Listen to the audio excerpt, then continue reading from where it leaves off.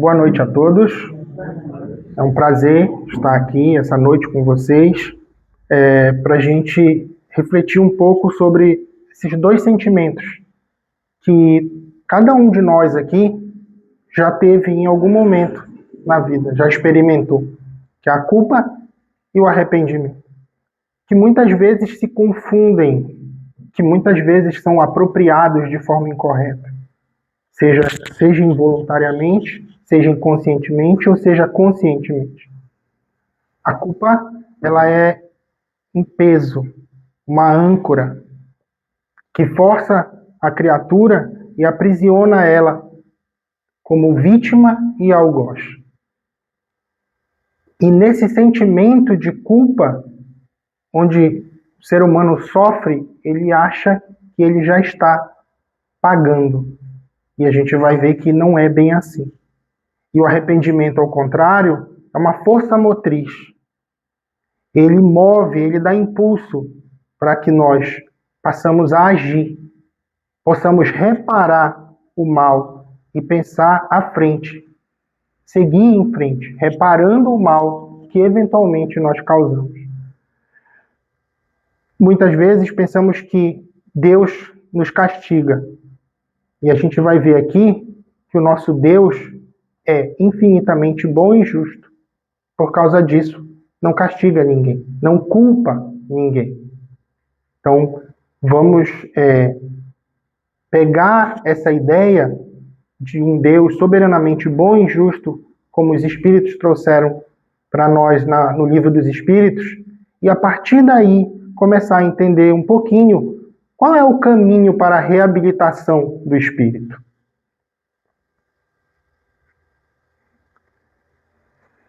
A vida material como uma escola. O que acontece? A Terra, nosso mundinho escola de provas e expiações. Acredito que todos saibam, mas caso não saibam, nosso planeta, na hierarquia planetária do cosmos, é o segundo nível apenas. Depois dos planetas primitivos, é um planeta de provas e expiações. O que isso quer dizer exatamente? Quer dizer que todos nós, que somos espíritos imortais, estamos momentaneamente habitando um corpo físico. Eu não sou o Jack, eu estou Jack nesse momento. O meu direcionamento nessa existência atual foi fruto de um planejamento espiritual para que eu pudesse fazer o que cada um de nós tem como destino: evoluir enquanto espírito imortal. E essa evolução que vai nos direcionar até o Criador, esse estado transitório, ele vem com o livre-arbítrio. Ele vem com a nossa vontade. Nós temos o livre-arbítrio e pela nossa própria vontade nós acabamos errando no processo. E até aí é tudo muito natural, porque durante essa caminhada nós vamos cometer erros, nós vamos falhar.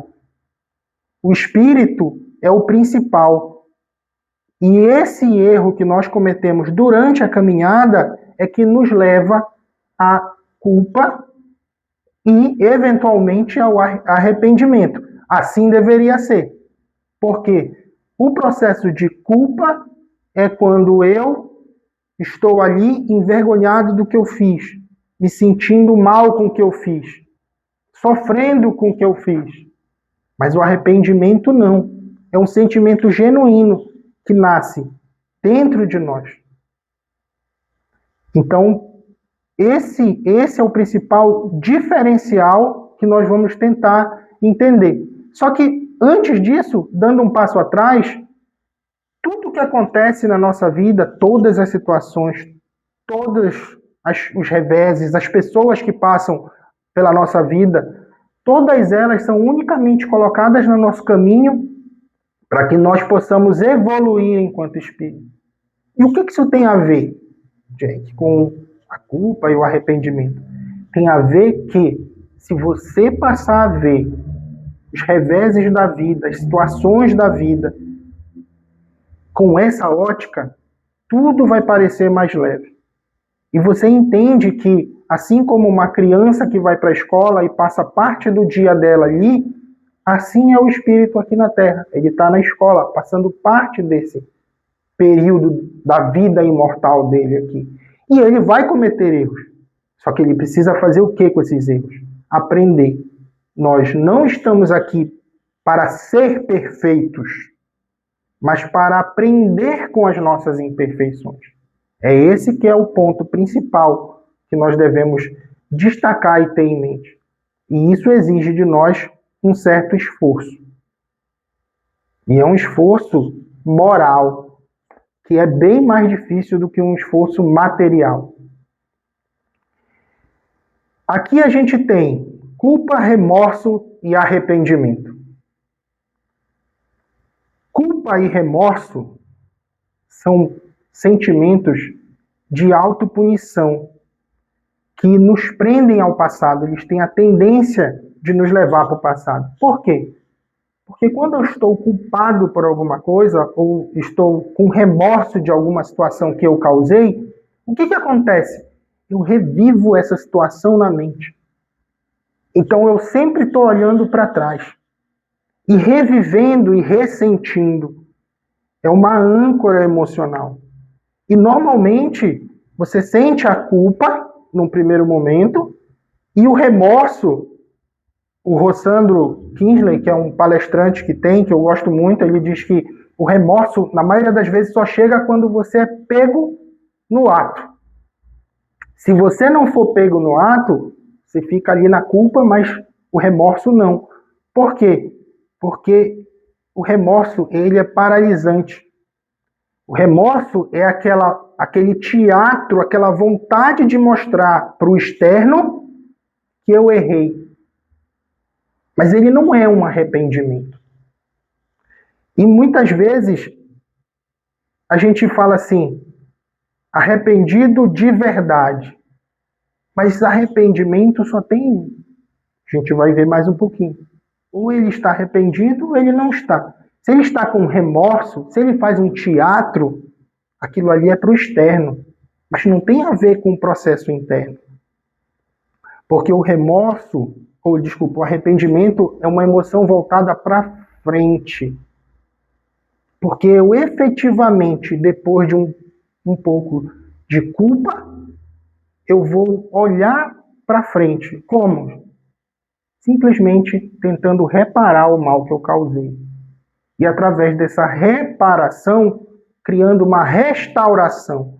E essa restauração, ela é tanto interna quanto externa. Ela começa a me libertar.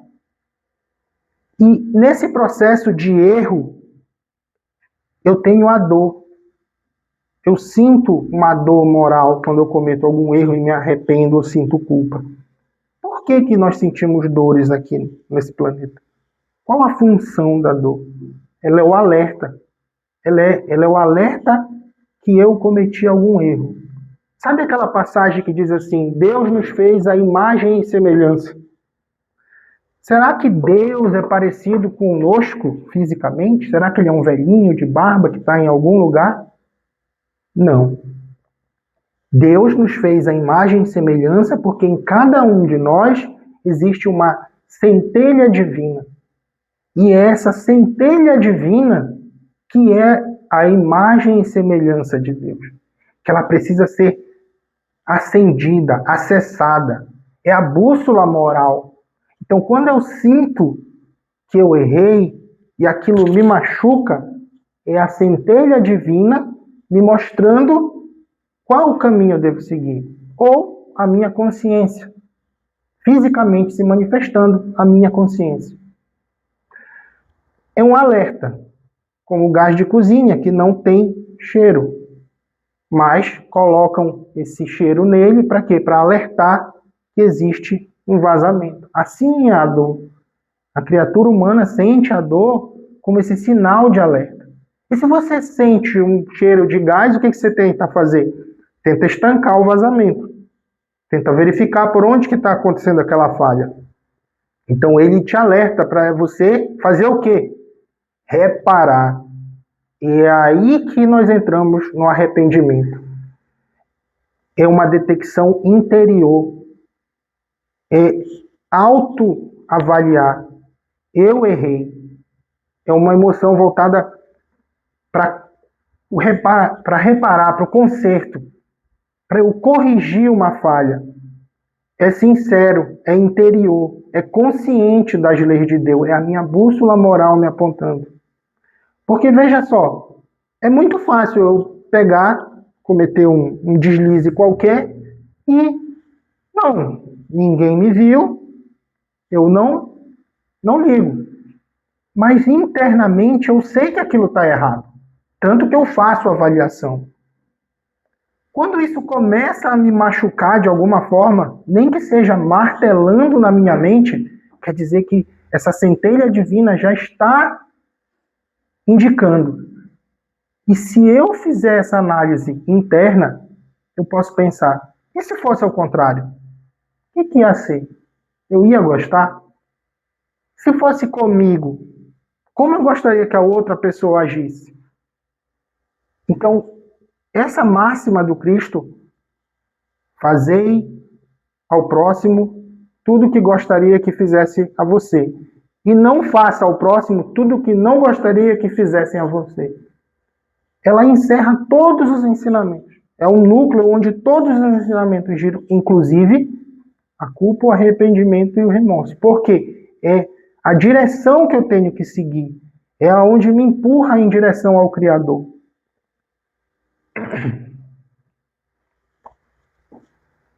Mas isso é muito abstrato, certo? Isso é um conceito bonito, um conceito filosófico, um conceito que nós até podemos achar aqui e ali, mas e no nosso dia a dia? Quando o erro bate a nossa porta, como que eu consigo diferenciar o que é culpa e o que é arrependimento?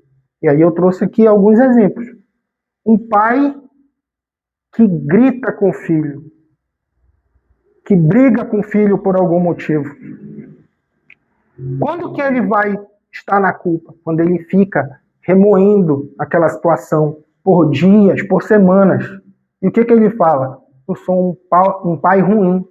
Eu sou um péssimo pai. Eu não mereço o amor do meu filho. É melhor que eu me afaste dele. Ou ele fica envergonhado de ter feito aquilo e evita o filho. Aí ele fica fazendo o quê? Ressentindo aquilo, recolocando aquela situação diversas vezes e pensando, eu não deveria ter feito aquilo. Esse é um ser humano amoroso, preso num processo de culpa, num ciclo que não vai nem para frente nem para trás, ele só se repete. Porque não há uma libertação. Ele está preso ali, aquilo machuca ele, porque ele gosta do filho. E o arrependimento? Esse pai reconhece o erro, pede desculpas ao filho, promete ser mais paciente e no processo ele consegue a aceitação do filho para discutir o cerne da briga. Então, assim como Deus não castiga ninguém, ele não quer que nós castiguemos ninguém, que ninguém seja castigado. É aprender através do amor.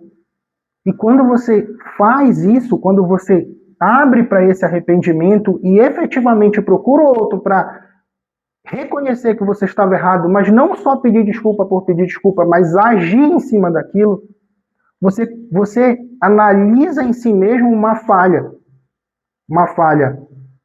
social, uma falha emocional, um hábito adquirido por décadas de pensamentos incorretos.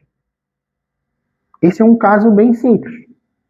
E no trabalho da gente? Eu sou um analista e cometo um erro num relatório importante. E aí o que eu faço? Eu sinto vergonha, eu escondo aquele erro, eu tento ocultar de todas as formas, e aquilo me faz sofrer. E aí começa a paralisia. Por quê? Porque eu fico ali, eu não sou bom o suficiente para esse trabalho. O que eu estou fazendo aqui? Olha o que eu causei. E se pessoas forem demitidas por causa disso? E aí o cara acorda à noite e aquilo fica martelando nele. Isso é ele preso no quê? Na âncora da culpa. Compreende que a culpa não resolve nada, ela só machuca e maltrata e ela fica ali num ciclo infinito. Esse que é o ponto. Essa que é realmente o sentimento que maltrata você moralmente, mas não conserta nada. E o arrependimento? Admitir o erro, corrigir a falha, chamar os outros para próximo de mim e, através daquilo ali, ter mais atenção e não cometer esse erro no futuro. O que aconteceu aqui? O arrependimento me trouxe uma evolução no meu trabalho, uma evolução técnica ali. E a culpa o que fez? Só paralisou, só atrasou. Então vejam como são situações corriqueiras onde nós nos apropriamos. Eu estou tão arrependido de ter errado no relatório, mas não, eu estou culpado de ter errado no relatório. E é preciso que nós consigamos efetivamente saber essa diferença. E agora a gente complica um pouco mais. Uma amizade quebrada. Eu tenho um segredo com um grande amigo. E sem querer ou querendo, inconscientemente, esse segredo acaba escapando. E acreditando que eu não mereço a confiança daquele amigo, acreditando que eu não fui digno daquele amigo, eu me afasto dele. Porque eu revelei o segredo. Isso é a culpa que me isola. É a culpa que me afasta de quem foi colocado do meu lado para que eu evoluísse e tivesse uma troca. E, eventualmente, eu posso perder uma amizade por causa de um sentimento de culpa. E quantas pessoas não passam a vida e pensam, poxa, aquela pessoa, eu me sinto tão culpado daquela situação. Ou seja, nunca sai, porque nunca houve a reparação. E o arrependimento? Você procura um amigo, pede desculpas e reconstrói a confiança. E exercita a paciência de mostrar que a confiança vai ser reconstruída. Então veja que é um caminho, é uma trilha para libertação e para evolução espiritual. E aqui, sem dúvida nenhuma, o último que eu deixei e o mais complexo de todos. A relação com Deus. Deus está me punindo e por isso eu sofro. Esse é um sentimento de culpa. É eu achando que eu mereço ser punido. Aí eu chamo vocês para recordar lá do início, das reencarnações. É muito fácil eu atribuir algum revés que está acontecendo a Deus está me punindo e por isso eu mereço sofrer. Isso é um sentimento de culpa. Você está preso ali, você não ganha nada com aquilo ali. Você já está melhor porque talvez você não esteja murmurando pelo seu revés. Mas ainda assim, ele não é um sentimento produtivo. Agora, quando eu estou efetivamente arrependido, olha como é abstrato. Eu entendo que o Deus que os Espíritos nos mostraram, que Jesus nos mostrou, na verdade, e os Espíritos simplesmente colocaram uma chancela técnica lá nas primeiras perguntas do Livro dos Espíritos, ele é infinitamente amor. E se ele é infinitamente amor, ele não pode ser vingativo. E se ele não pode ser vingativo, ele não está me punindo. E a reparação vem de uma atitude interna de mudança, ou seja, se eu estou passando por isso, Senhor, gratidão, porque eu errei, mas agora eu estou aqui para compensar, para reparar. Deus não pune, é o Espírito que pede a reparação para se sentir em paz. É a bússola interna, é a centelha divina, é a tal da semelhança com o Criador. E aí a gente vai para o ensinamento de Kardec.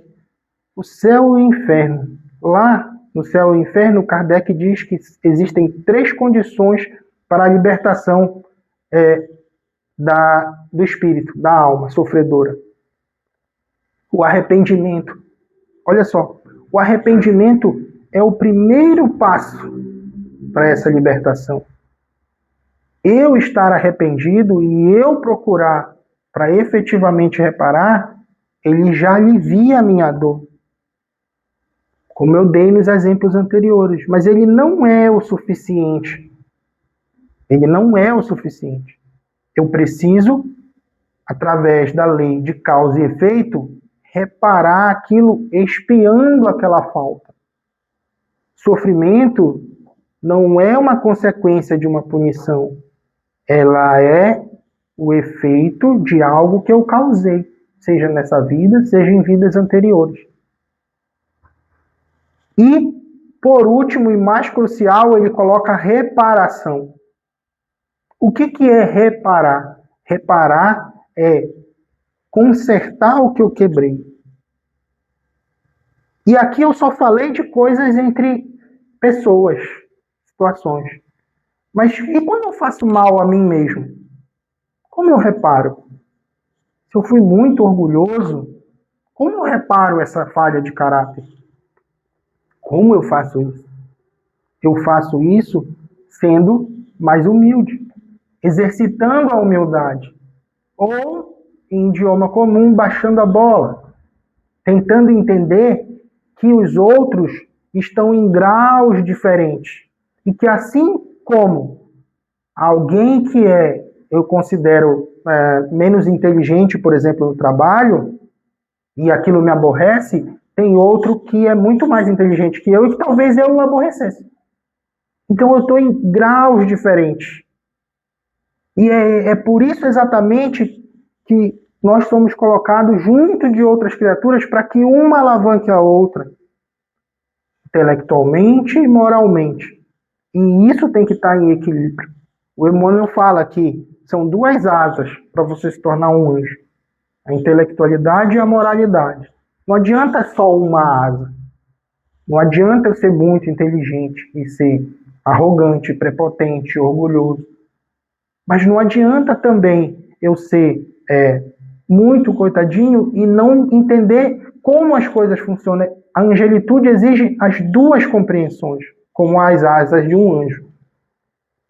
E aí eu posso ser egoísta, eu vou ser caridoso, e assim por diante. Então a reparação é isso. É depois da expiação eu efetivamente consertar o que eu fiz.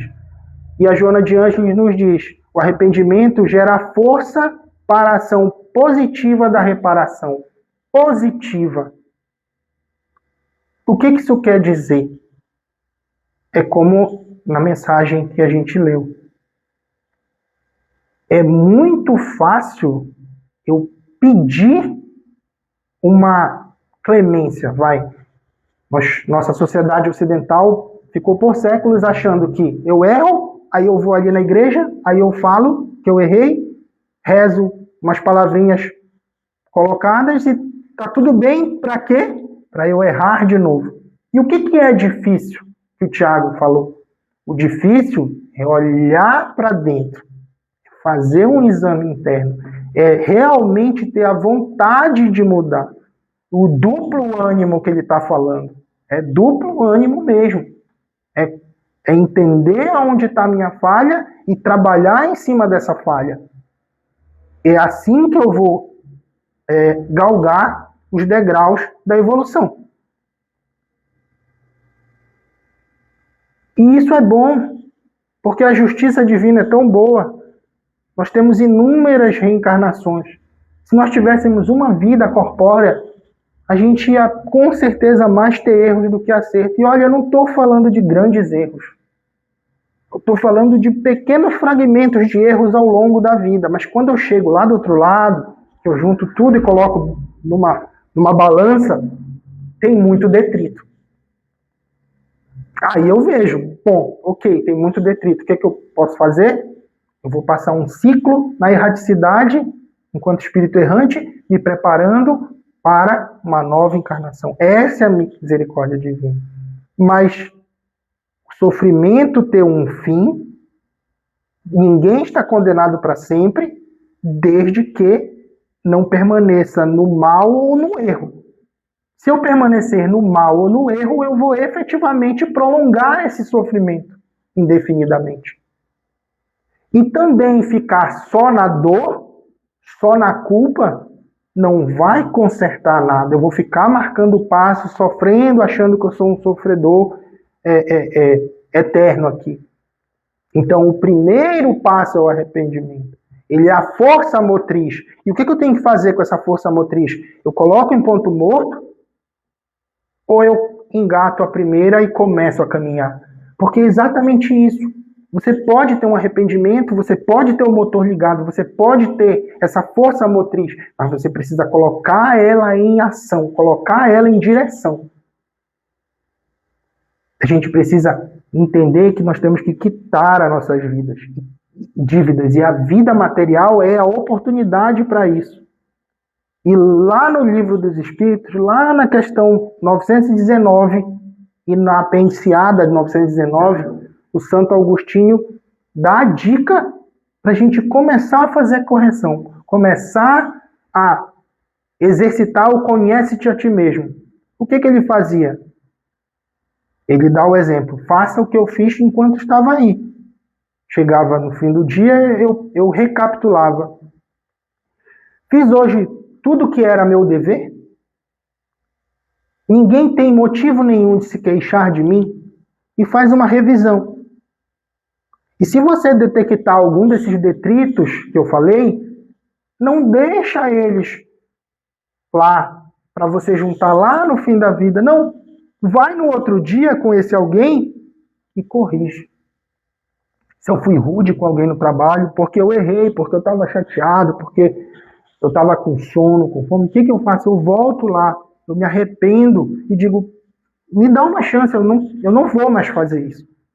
Eu vou melhorar e tentar melhorar. Agora, é fácil? Não. O Emmanuel falou. Não é tão fácil quanto parece. É até fácil, vai.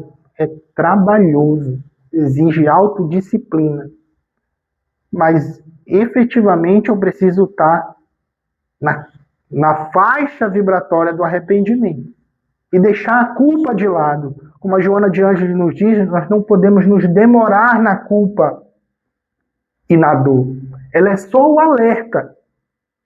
Mas se eu me demoro nisso, eu causo um desequilíbrio psíquico que me leva a problemas com o meu externo. Eu acabo sendo uma pessoa que, ninguém gosta de mim, talvez porque eu seja arrogante, ignorante, porque eu nunca reconheço que eu estou errado. Mas isso também causa, se eu ficar naquela culpa, danos psíquicos, tristeza, depressão. Nossa vibração atinge o nosso corpo físico. E aí sim é pior. Então, não podemos deixar esses detritos espalhados ao longo do caminho.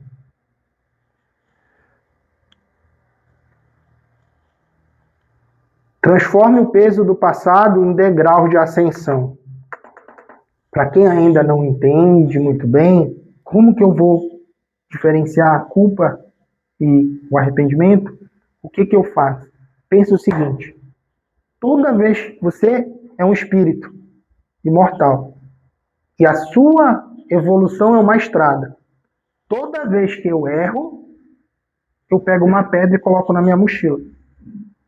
Aí o que eu faço com essa pedra? Nada. Eu carrego essa pedra. É a culpa.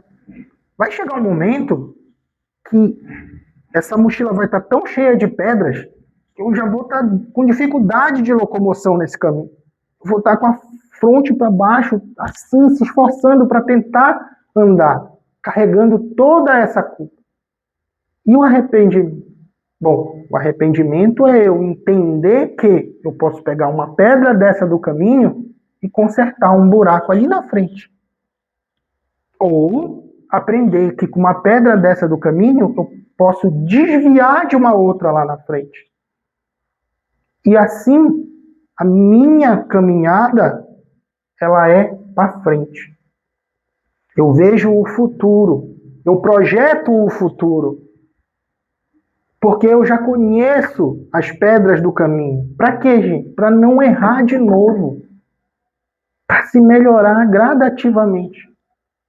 Que não é para ser perfeito numa vida, mas é para aprender com as nossas imperfeições. Lembrar sempre da misericórdia divina de Deus, que dá encarnação pós reencarnação, mas deixa conosco o livre-arbítrio e a vontade. Fazer essa estrada ser dura, fazer esse fardo ser pesado, não depende de nós. O mérito de chegar lá do outro lado é todo nosso. Entender a diferença entre culpa e arrependimento me ajuda a trilhar o caminho de forma mais efetiva, mais fácil. A dor é opcional. A dor, não. A culpa é opcional. Eu sinto a dor, mas eu ficar remoendo aquela culpa é opcional, eu que escolho. Eu posso pegar aquilo e transformar em algo efetivamente mais produtivo. E aí, para fechar, já estou passando um pouquinho, vou dar um exemplo um pouco mais drástico e meu. Eu sempre fui espírita. Eu nem lembro com que idade eu li o Livro dos Espíritos. Sempre achei os aspectos técnicos da doutrina espírita muito mais interessantes do que as partes dos ensinamentos morais do Cristo. E algumas coisas eu ficava analisando por uma ótica mais científica, por assim dizer. E o que isso estava me escapando? Estava me escapando que eu tinha o arrependimento ali, mas eu não estava... O meu motor estava no neutro. Eu não engatei a primeira marcha. E aí aconteceu o quê? Eu perdi o meu filho, meu segundo, do meio. Tenho 3. E isso foi uma grande dor. E num primeiro momento, eu senti sim uma culpa. Por quê? Porque embora eu entendesse tudo, a mecânica, a encarnação e da nosso projeto de vida, eu me senti culpado de talvez não ter sido mais efetivo em estar do lado dele, em conduzi-lo na doutrina, em fazer com que o nosso papel tivesse sido cumprido de forma mais sólida aqui. Meu filho faleceu já grande, com 21. Só que eu não me demorei nessa culpa. Eu realmente me arrependo de alguns deslizes, não na criação, não foi isso, mas que ele era uma pessoa que ele também entendia a doutrina e eu acho que se eu direcionasse, nós íamos conseguir fazer um trabalho maior. E eu, uma desculpa e com outra, sempre tirava o corpo fora. E aí eu peguei isso e transformei, resolvi engatar a primeira marcha. Como assim? Resolvi colocar isso em ação. Tudo bem, eu cometi esse pequeno deslize aqui. Talvez eu não tenha conduzido ele dentro da doutrina tudo como eu poderia, mas, entretanto, a partir de agora eu vou trabalhar efetivamente na doutrina. E é por isso que eu estou aqui dando essa palestra hoje, porque eu resolvi tirar o carro do neutro, eu não estava propriamente na culpa, mas a força motriz ainda não estava engatada. Então veja que são passos, são degraus. Poxa, mas foi uma grande dor? Sim, foi uma grande dor. Mas, em vez de eu remoer essa dor, em vez de eu pegar isso e ficar revivendo todos os e se, eu resolvi transformar isso, potencializar isso e colocar isso em ação. E tenho 45, estou tirando décadas de maus hábitos. Reclamar, ficar chateando, achar que o mundo poderia ser melhor. E, dia a dia, tentando fazer como Santo Agostinho falou. Eu consigo sempre? Não. Mas se eu ficar na culpa dizendo que eu não consigo, eu nunca vou conseguir. Então eu vou efetivamente atrás, depois de cada deslize, de um reparo. Obrigado, gente. Uma boa noite.